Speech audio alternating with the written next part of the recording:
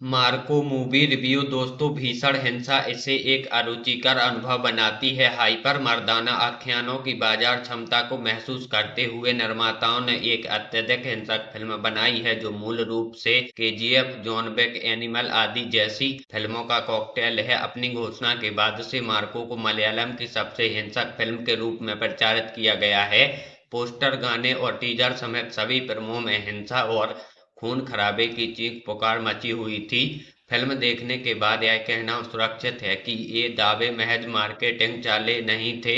मलयालम को भूल जाइए। मार्को के पास किसी भारतीय फिल्म में अब तक देखे गए कुछ सबसे परेशान करने वाले क्षण हैं, लेकिन समस्या यह है कि हत्याओं की अंतहीन सीरीज का कोई वास्तविक उद्देश्य या तरीका नहीं है। जो जितना भयानक हो सकता है, मार्को इतना हिंसक क्यों है, हमें पता नहीं। या सिंडिकेट सदस्य इतने बर्बर क्यों हैं, फिर हम नहीं जानते। निश्चित रूप से वे खलनायक हैं और उनमें लोगों को मारने की उम्मीद की जाती है, लेकिन इस फिल्म में हम जो देखते हैं वह सामान्य हत्याएं नहीं हैं। इसके बजाय कान काट दिए जाते हैं, जो अंगों को आरा मशीनों से काट दिया जाता है, हृदय, आंखें और आंतें फाड़ दी जाती हैं और नंगे हाथों में मां के भ्रूण से एक बच्चे को खींच दिया जाता है। हाँ, आपने उसे सही पढ़ा। मार्को अति पुरुषवादी आख्यानों वाली गौर मलयालम फिल्मों के लिए केरल में बढ़ती स्वीकार्यता का परिणाम है। बाजार की क्षमता को महसूस करते हुए निर्माताओं ने एक अत्यधिक हिंसक एक्शन फिल्म बनाई है जो केजीएफ, जॉन विक, एनिमल और कई अन्य प्रसिद्ध कार्यों जैसी फिल्मों को कॉकटेल है। निष्पक्ष होने के लिए निर्देशक हनी पडेनी ने एक आकर्षक भयावह दुनिया को गढ़ने ने अपनी क्षमता दिखाई है, जिससे प्रमुख रंग काला है।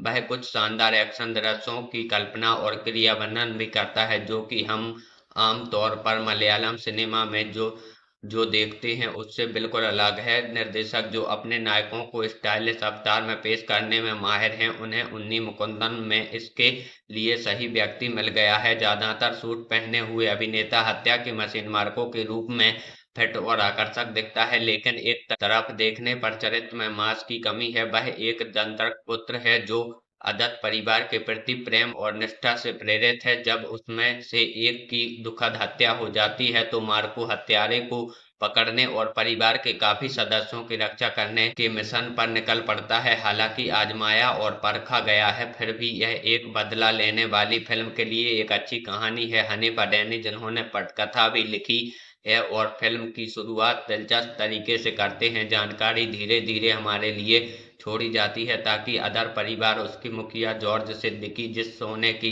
तस्करी सिंडिकेट का वह हिस्सा है, और निश्चित रूप से मार्को की एक धुंधली तस्वीर बन सके। लेकिन लेखक लगातार आकर्षक नहीं है। हनीफ पुराने स्कूल की तकनीकी का भी उपयोग करता है, जैसे अन्य पात्रों को नायक के परिचय से पहले उसका प्रचार करने देगा। यहाँ हम बच्चों के एक समूह को अपने चाचा मार्को और उनकी बहादुरी पर गीत गाते हुए देखते हैं, लेकिन मार्को बस इतना ही है। वह शक्तिशाली और क्रूर है, लेकिन अपने दिमाग का उपयोग कम ही करता है। एक बिंदु पर खलनायकों में से एक की भूमिका निभाने वाले जगदीश ने मजाक में कहा, मैं आपकी वीरता की सराहना करता हूं, लेकिन मुझे वास्तव में अपने आपके दिमाग के लिए खेद है। पहले भाग के अधिकांश भाग के मार्को को उसके आसपास के लोगों द्वारा धोखा दिया जाता है और गुमराह किया जाता है। इसी तरह जब उसके परिवार पर हमले का खतरा होता है तो मार्को के पास कोई बैकअप योजना नहीं होती है और वह पूरी तरह से अपनी पाशविक शक्ति पर निर्भर करता है। अब 10 से 15 मिनट में जो कुछ होता है वह सचमुच दिल दहला देने वाला होता है और मार्को महज एक दर्शक बनकर रह जाता है।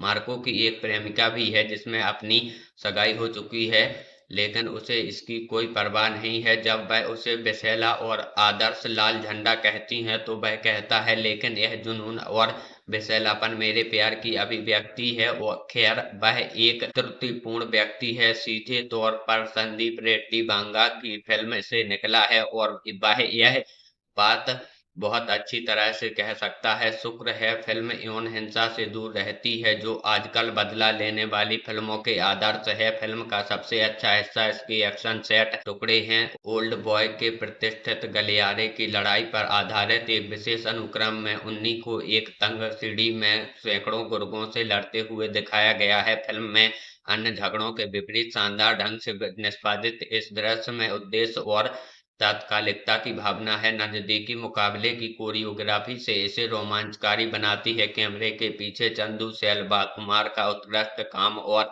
समीर मोहम्मद का संपादन फिल्म के लिए एक बड़ी संपत्ति है, क्योंकि वे लेखन संबंधी कार खामियों को दूर करते हैं। जैसा कि ऊपर उल्लेख किया गया है, हनीफ ने पुराने विचारों का सहारा लिया है, जैसे कि सहायक पात्रों द्वारा अभी अनावश्यक रूप से नायक का प्रचार करना, पुलिस का संयोग, वंश साक्ष्य पर उतरना और खलनायक द्वारा एक गर्भवती महिला का अपहरण करना।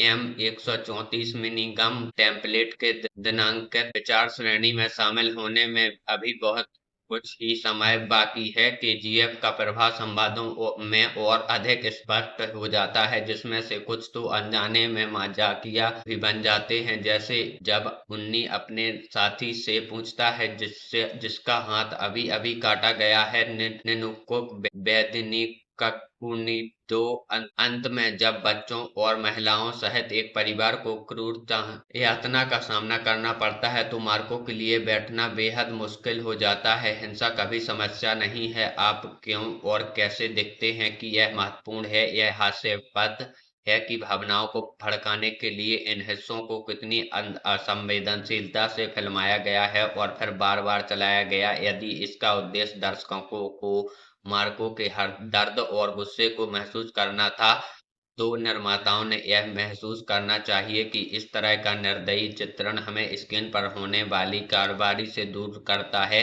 लेकिन अगर विचार हमें चढ़ाने और उल्टी करने का है, तो हाँ, मिशन पूरा हो गया।